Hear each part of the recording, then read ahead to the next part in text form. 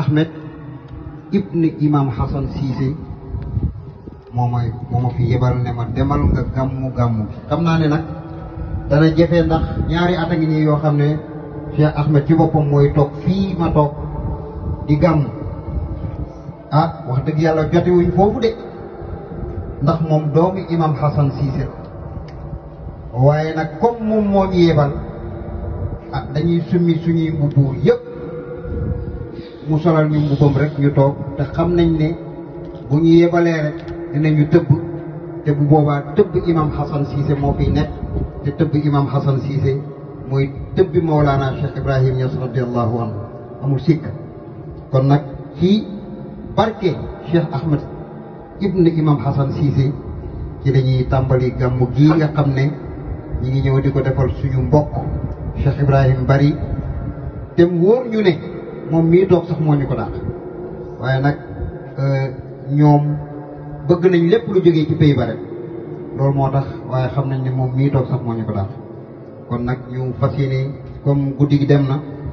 ñu def ko comme ni ko Mawlana Cheikh Ibrahim Niass doon defee gàmm gu nekk buñ jàngee alxuraan ba pare dafay jël min qabliha tibta fi zilaali wa fi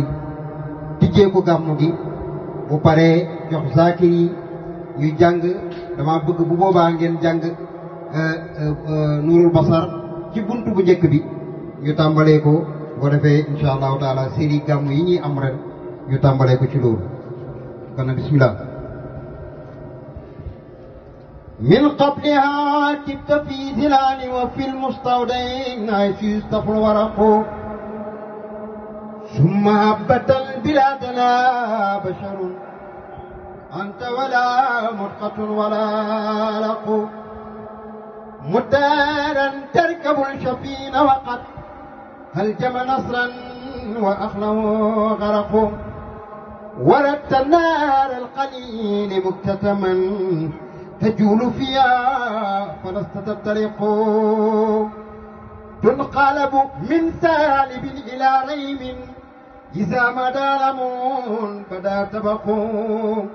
حتى اختوى بيتك المعيمن من اندفالها تختتانتق وأنت لا مولتا أشرق في الأرض ودا في نورك الأفق فنحن في ذاك دياء وفي نور واشكر رشاد نخترق اللهم إنا نسألك بجاه ممدوعين هندق والمادين أن تعظم أعظم من ذلك النور والدياء وأن تعدينا إلى سبيل الرشاد يا مصطفى من قبل نصرة الآدم والكون لم تتونه الأخلاق أيروم مخلوق سناك بعدما أثنى على أخلاق خلق الله اللهم صل على محمد الفاتح لما